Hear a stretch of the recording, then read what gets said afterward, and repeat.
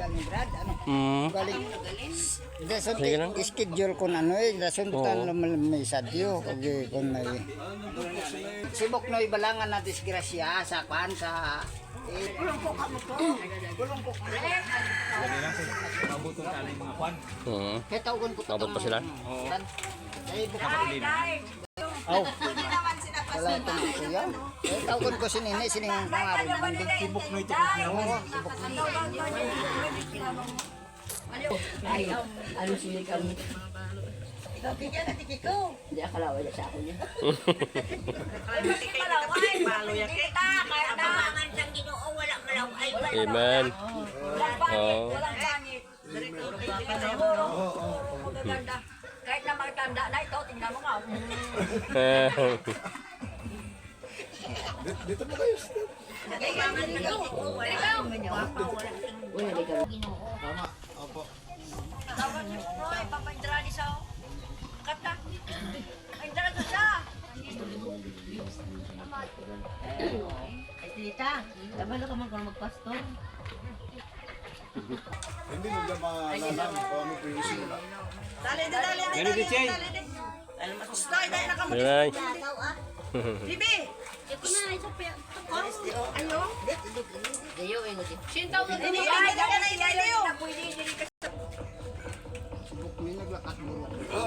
Magandang hapon po sa lahat. Sa lahat ng ating minamahal na mga babayan sa lugar. Anong barangay ito? Sapaw. Sa Pau. Is meeting you all sa lahat at through the effort of our beloved Henrico din. Brother Henrico. i-invite po kayong lahat dito. Alam niyo po yung mahalaga po ang Bible study. Pag sinabing Bible study, pag-aaral ng salita ng Diyos. Kasi ang pinakahuling testamento ng Diyos para maabot natin ang Panginoon ay ang Biblia. Gangan nga lamang, mas marami pong taong ayaw talaga ng Biblia.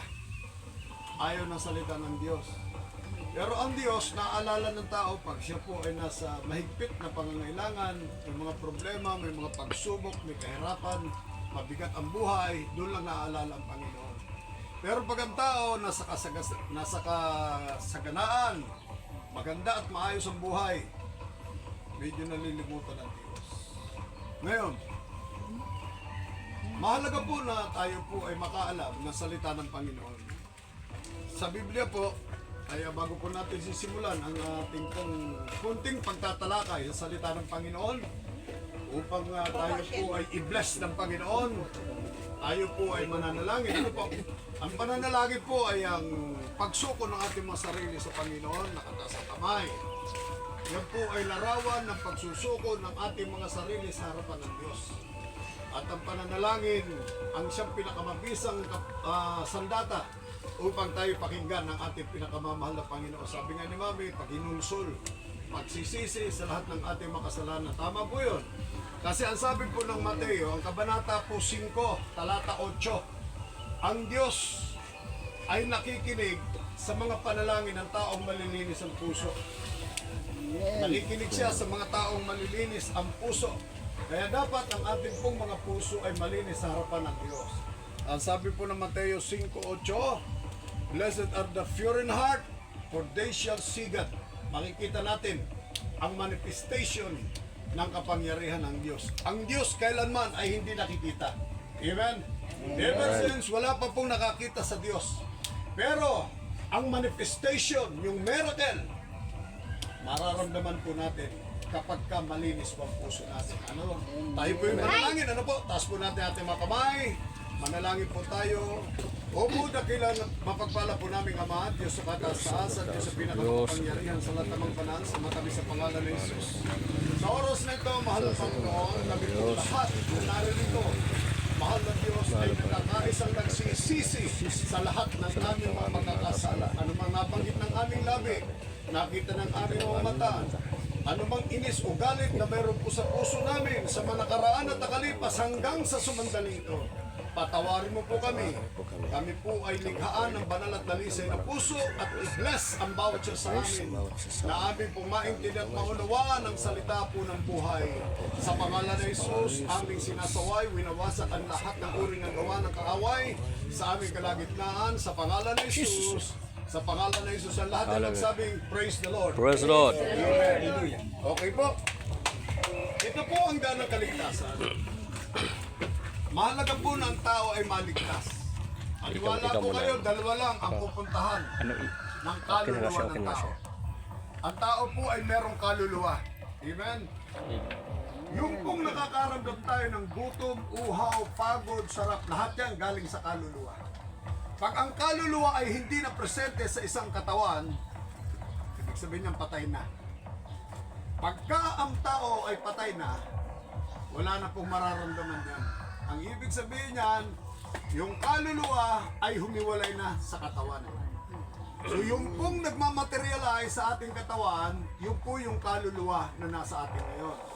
Tayo po ay pinasasaya, nakakaramdam ng lungkot, nagtutwinkle ang mata, napapagod, lahat yan galing sa kaluluwa. Pagka ang kaluluwa humiwalay sa atin, wala na pong kwenta ang katawan. Kahit anong ganda ng katawan, kahit anong gwapong katawan, pag walang kaluluwa, walang kwenta yan. Ito pong kaluluwa, meron itong dalawang destinasyon. Tingnan niyo po dalawang destinasyon mayroon ang kaluluwa. Ang kaluluwang banal na naglilingkod sa Diyos sa langit.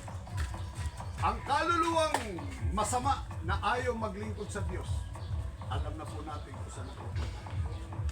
Ang buhay po natin sa lupang ito, ang tawag dito, pansamantalang buhay.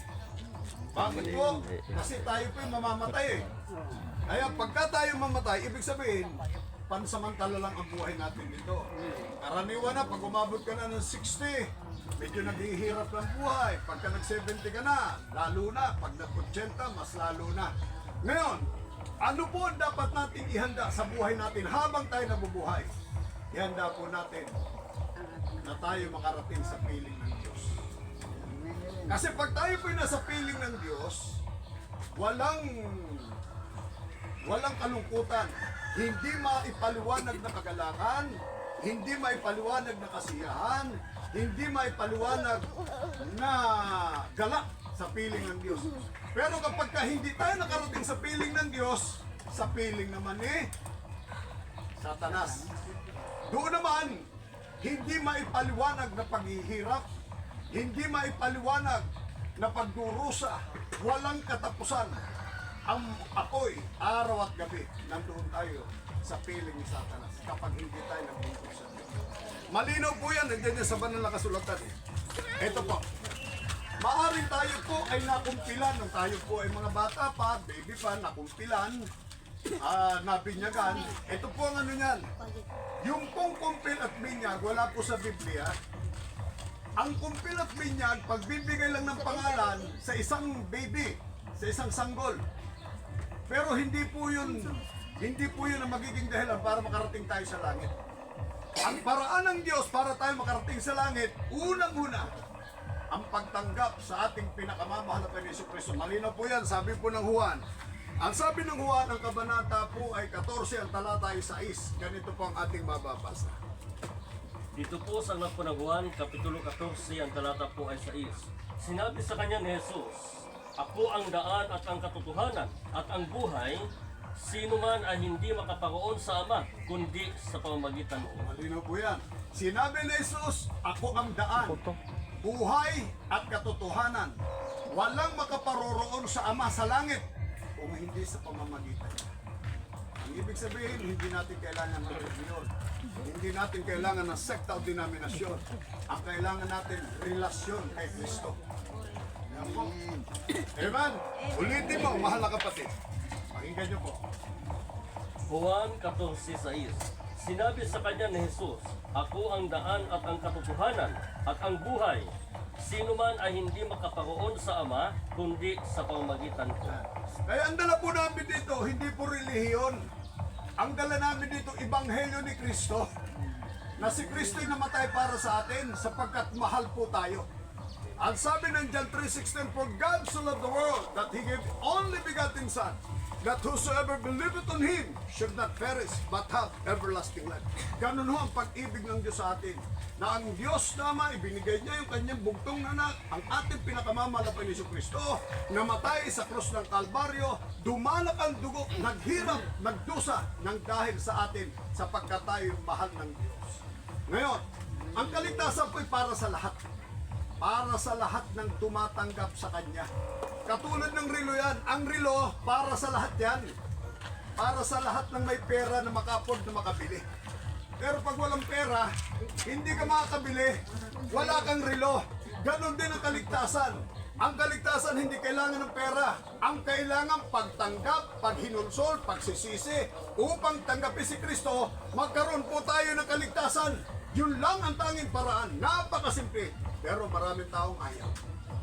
Pero sa ngayon, ako'y nagpapasalamat sa Diyos sapagkat ito yung panahon na ibinigay sa inyo ng Diyos upang makilala ninyo siya.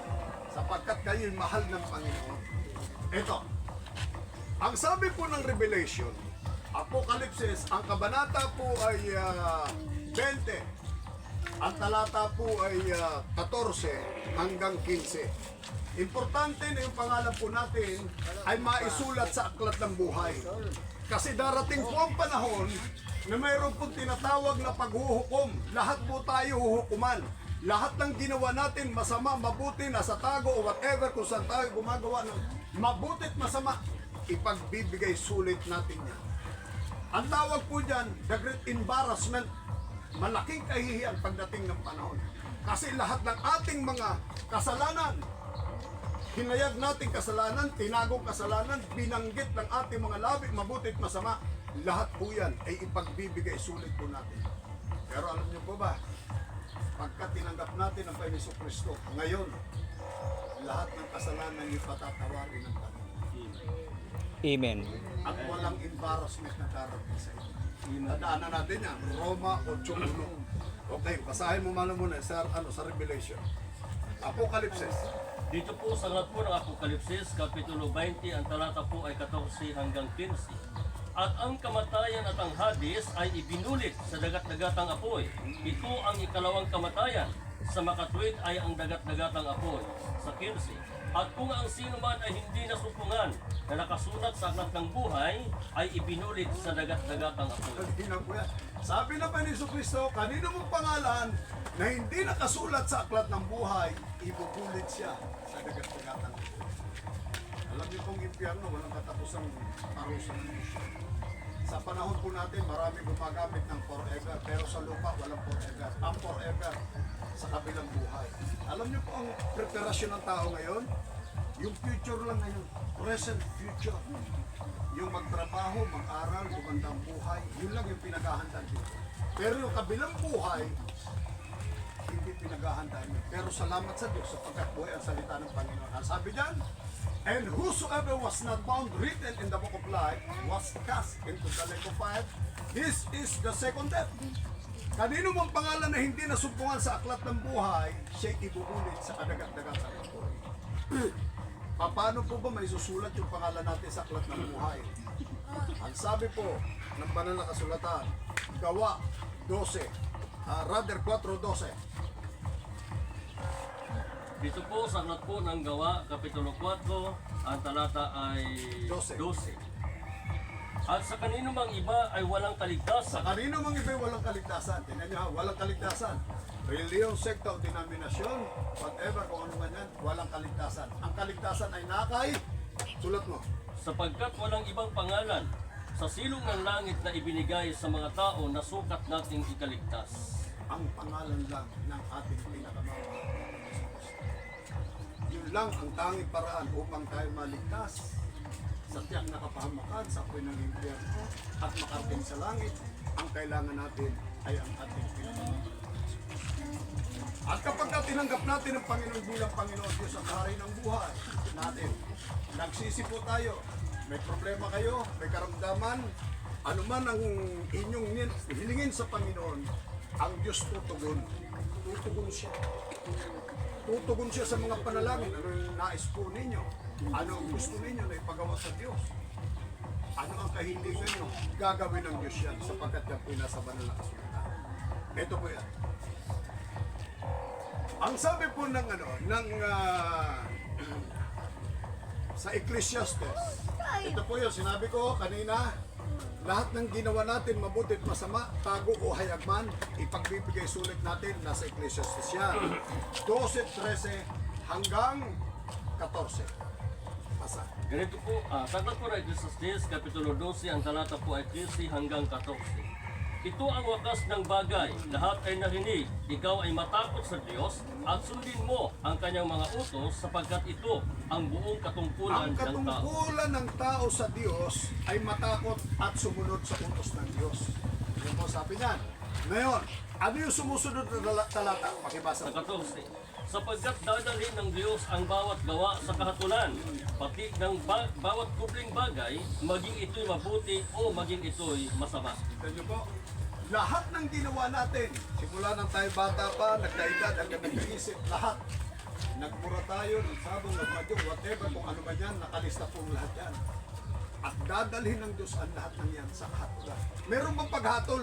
Meron po. Yun ang hindi alam na tao, nakakatulang tayo. Pero pagka tayo po ay naglingkod sa Diyos, tinanggap natin siya bilang Panginoon, Diyos at Hari ng ating buhay, ligtas po tayo sa kahatulan sapagkat ang sabi po ng Roma 8:1, sino mang taong na kay Kristo na naglilingkod, wala na silang kahatulan. Pakibasa mo nga, mahal na kapatid. Dito po sa aklat ng Roma, Kapitulo 8, ang talata po ay 1. Ngayon wala nang anumang hatol sa mga nakay Kristo Jesus. Palapakan natin ang Panginoon. Lahat ng na kay Kristo Jesus na naglilingkod, wala nang kahatulan. Pero meron pong paghatol, mga kapatid inibig. Ang tawag dyan, white throne judgment. Pag sinabing white throne judgment, bubuhayin lahat ng tao. Mula sa panahon ni Adan at Eva, sa panahon ng lumang tipan, bagong tipan, hanggang sa panahon po natin, lahat po yan bubuhayin. Para ano? Ihahanda sa paghuhukom. Lahat po ng ating ginawa, lahat po yan ihahayag ng Diyos. Pero tayong mga naglilingkod sa Panginoon, na presente ngayon, na naglilingkod, pag tinanggap nyo ang mahal na Panginoon, ang inyong mga kasalanan, ang ating mga kasalanan, hayagman o tago, lahat po yan ay mapapatawad ng ating pinakamamalang ng Diyos. Ito po yan. Ang sabi po ng unang Juan, Kabanata 1, talata ay 9. Ganito po sinasabi. Dito po sa aklat po ng unang Juan, Kapitulo 1, ang talata po ay 9. Kung ipinahayag natin ang ating mga kasalanan, ay dapat at banal siya na tayo'y patatawarin sa ating mga kasalanan at tayo'y lilinisin sa lahat ng kalikuan. Kita niyo po, linaw. Sabi ng ating pinakamamalang ni Kristo, kung ang bawat isa sa atin ay magpapahayag ng ating mga kasalanan, ang ibig sabihin nun, tatanggapin natin siya bilang Panginoong Diyos at magpapahayag tayo ng pagkakasala. Larawan po yan ng pagsisisi. Ang pagtanggap sa Diyos bilang Panginoon natin na tagapagligtas, larawan niya ng pagpapakumbaba at pagpapakababa, at ang ating mga kasalanan ay patatawarin ng Panginoon. Kaya sabi diyan, if we confess our sins, He is faithful and just to forgive us and to cleanse us from our unrighteousness. Ganon po ang Panginoon. Ito ang biyaya ng Diyos. Gawa. Ang sabi po ng gawa, 3:19, uling talata po yan. Dito po sa aklat po ng Gawa, Kapitulo 3, ang talata po ay 19. Kaya nga, magsisi kayo at magbalik loob. Ayan. Marami po kasi sa panahon natin, nagsisisi lang, pero nananatili pa rin sa kasalanan. Tama? Mga kapatid? Di ba? Ang Amen. sabihin, walang goal yung ating pagsisisi. Kasi ang ibig sabihin ng pagsisisi, repentance means healing of our own will. Dapat napapatay natin yung ating sariling kagustuhan sa pamamagitan ng pagsisisi. Ngayon, kung tayo nagsisisi lang at mananatili pa rin sa kasalanan, hindi ho tayo mapapatawad. Kaya yung kahirapan, dumarating sa atin, kapaguran, mga pagsubok, mga karamdaman, bakit ho? Sapagkat yung pagsisisi natin, hindi nakaabot sa presensya. At sabi niyan, ulitin mo, mahal na kapatid. Kaya nga, mangagsisi kayo at mangagbalik loob. Mga balik loob. Ang ibig sabihin ng pagbabalik loob, tatalikuran natin yung kasalanan at tayo maglilingkod sa Diyos. Kita niyo po, upang Mapawi ang inyong mga kasalanan. doon palang mapapawi ang kasalanan. Kapag ka nagsisi ka at magbalik loob sa Diyos, paglilingkod sa Kanya, mapapawi ang kasalanan. Ngayon, dahil napawi ang kasalanan na siyang hadlang sa ating mga panalangin, na siyang hadlang sa biyaya at pagpapala, mawawala ngayon yung hadlang na yan. Ano ang papalit? Darating ang Upang kung magkagayon ay magsidating ang mga panahon ng kaginhawaan mula sa harapan ng Panginoon. kailan darating yung kaginawahan. Pagka yung kasalanan natin nawala na. Napawi. Di ba? Ngayon, habang hindi po tayo nakakabot sa pamantayan, standard ng Diyos sa pagsisisi, hindi ho talaga maalis. Hindi darating yung pagpapala. Ito pa. Ang sabi ng Juan 9:31, tingnan niyo po. Dito po sa Aklat po ng Juan, Kapitulo 9, ang talata ay 31. Nalalaman namin hindi pinakikinggan ng Diyos ang mga makasalanan, datapat kung ang sinumang tao'y maging mananamba sa Diyos at ginagawa ang kanyang kalooban, siya'y pinakikinggan niya. Kita niyo po, ang panalangin ng taong makasalanan, hindi pinakikinggan ng Diyos. Subalit, kung ang tao ay gagawin yung gusto ng Diyos, makikinig ang Diyos sa at darating yung pagpapala. Ayun niyo po. Kaya sa oras na ito mga kapatid, sana po sa Ebanghelyo na ating narinig, tayo po'y ma-enlighten, mahal kayo ng Diyos, walang bagay na nagaganap sa buhay ng tao at sa ating kinalalagyang mundo na hindi pinahintulutan ng Diyos. Ito, kalooban ng Diyos ito, sapagkat kayo po ay mahal ng ating pinakamamahal na Panginoong Diyos. Okay po? Bilang pagtanggap po sa ating pinakamamahal na Panginoong Jesucristo upang mapatawad po ang ating mga pagkakasala, tayo po'y tumanggap sa Panginoon. Tumayo po tayo hanggat maaari tayo po tayong lahat. Ano po? Itaas po natin ang ating mga kamay. At hanggat maaari, ipikit po natin ang ating mga mata, tayo po ay maging seryoso sa pagtanggap sa ating pinakamamalaking Jesucristo. Sundin niyo po ang ating panalangin ng pagtanggap at pagsisisi. Panginoong Hesus, ako po ay nagpapasalamat sa dakilang Ebanghelyo ng kaligtasan. Panginoong Hesus, tinatanggap kita bilang Panginoon, Diyos at Hari ng aking buhay. Iligtas mo po ako sa unang aking mga bansa. Sa pangalan ng Hesus. Sa pangalan ng Hesus. Amen. Ako po'y mananalangin para po sa inyo. Dakila at mapagpala po namin Ama, Diyos ng ataas-taasan, Diyos at pinakamakapangyarihan sa lahat ng mga banal. Isulat po ang kanilang pangalan sa aklat ng buhay. Bawat isa na narito, mahal na Diyos, na tumanggap sa iyo. Mahal na Panginoon, nakikita niyo po ang kanilang puso at seryosong paglilingkod sa pagtanggap sa iyo. Pagpalain mo po sila at minsanan pa, patunayan po ninyo na kay Diyos na buhay sa lawa. Lutasin mo po ang kanilang mga problema. Tugunin ang kanilang mga panalangin.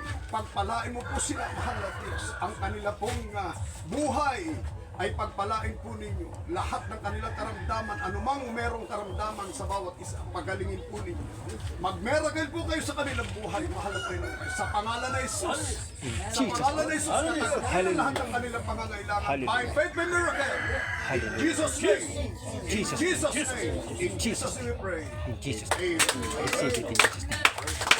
Amen. Amen. Ang lahat po'y sumigaw ng hallelujah! Praise the Lord! Praise the Lord! God bless you, mga minamahal. Okay, mga. Sa ano po? Praise the Lord. Loob na mahal ng Panginoon sa Friday. At yung po sa sakyan natin, nagaling po natin dito para kayo po'y masundo. Anong oras dito, beloved Preacher Tenson? Anong oras? Mag-i-eat na po kaya? Ha? Mag-i-eat na po. Friday? Sa Friday, alas 5. Alas 5? O, alas 5 po, susundin kayo. Ha? Okay, Friday. Malapit lang sa lakuran lang. Mga 10 minutes nga lang kami at wala pa. Wala sa laptop. Okay, pagka Sunday po, ang pagsamba po natin Sunday, alas 8 ng umaga. So ang sundo po rito, mga alas 8 na rin. Mag-alas-8. Kasi nga, malapit lang po. Ha? Okay, maraming salamat po. Pagpalain kayo ng mahal ng Panginoon. At sa darating na, anong araw pa ngayon? Martes kayo, na? Martes. Martes. Okay, ulitin po natin sa Martes. Tuloy-tuloy po ang feeding ng Board of Health sa inyo upang kayo po ay lubos ng pagpalain. Opo, Martes po. Ha? Opo, sa Martes po, inaasahan po namin na hindi lang kayo at magdadala tayo ng instrumento, dadala tayo ng mga awitin para tayo makapuri sa Diyos. Ha? Makasama. Amen? Amen.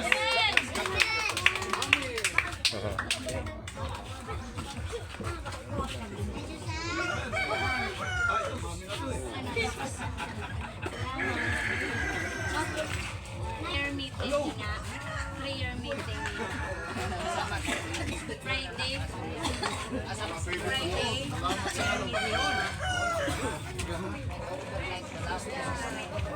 oras? Anong oras? Ipalapin niya, no? Alas 5 hasta alas 7 sa gabi.